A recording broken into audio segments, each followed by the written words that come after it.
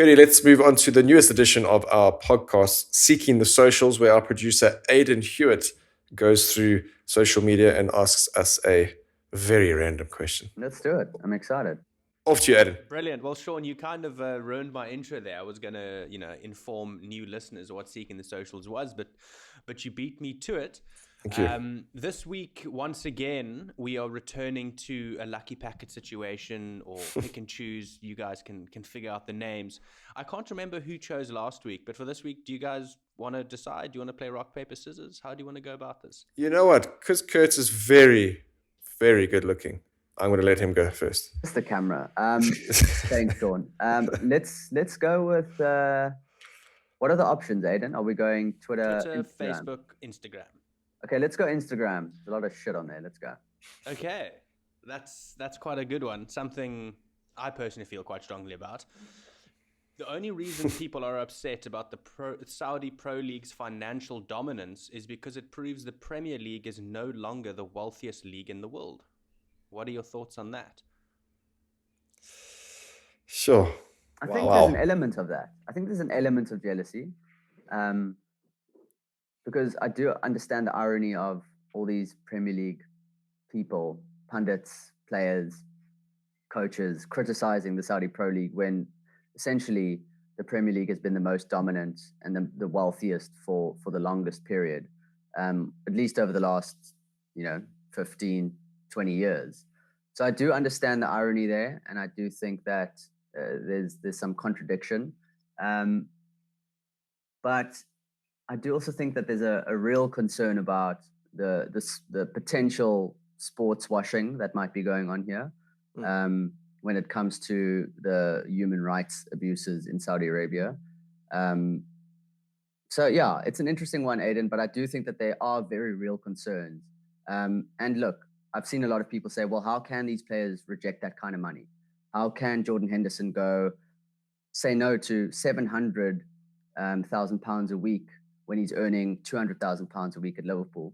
There's an argument there that he's already a wealthy guy who's played the last 20 years of his career earning pretty good money. 200,000 pounds is nothing to scoff at. That's a lot of money. So I get the argument, does he need more? But then again, it's like, well, are you in his position? It's probably the only opportunity he'll ever have to bring in that kind of money. So yeah, I think it's very layered and complicated. And I understand sort of all sides of the argument, to be honest. Yeah, Cody, it's you said it's very layered, it's very complicated. It gives people like Kurt a lot of content, right? Like it's good to talk about. I didn't realize Henderson's deal was 700,000 pounds a week. That is just absolutely ludicrous. Absolutely ludicrous. And he's been a great servant to Liverpool, and whether he deserves it or not, that's another competition. But I think, Aidan, my question is, how does one say what is the wealthiest league in the world? Because in my opinion, the wealthiest league in the world is how much money the league brings in terms of their broadcasting rights. So, and still, by far, it must be the Premier League, Kurt. Yes. By far. Yeah, of course. In terms of individual wealthy owners, yeah. I mean, there's no one that can top Saudi, and probably never will be. But just to clarify, Aidan, still, in my opinion, the wealthiest league in the world is still the Premier League in terms of broadcasting rights. I mean, it's unbelievable what people pay for that. It's in the billions and billions of pounds every year. But yeah, it is very, very layered. It's very complicated. And who are we to judge the players that are moving for 20 million rand a week, 80 million rand a month? Come on, guys.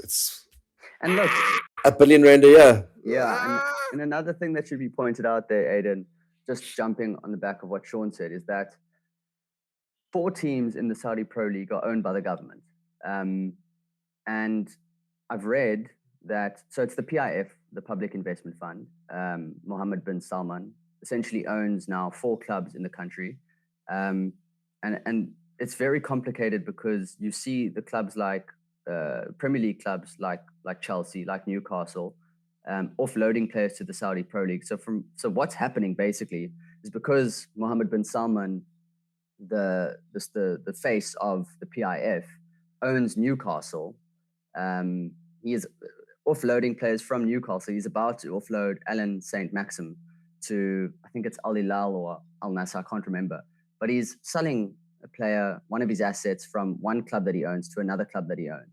So I think that in time, there will be a lot of investigation into what's going on here and whether this is actually legal or should be legal and whether this is good for the game. So that's a whole different story that will all come out at some point. But the PIF I read earlier this year, and I believe it to be true, they pay Ronaldo 9/10 of his salary. His club, Al Nassr, pay him 1/10 of what he's earning there. So he's the highest paid player in the world.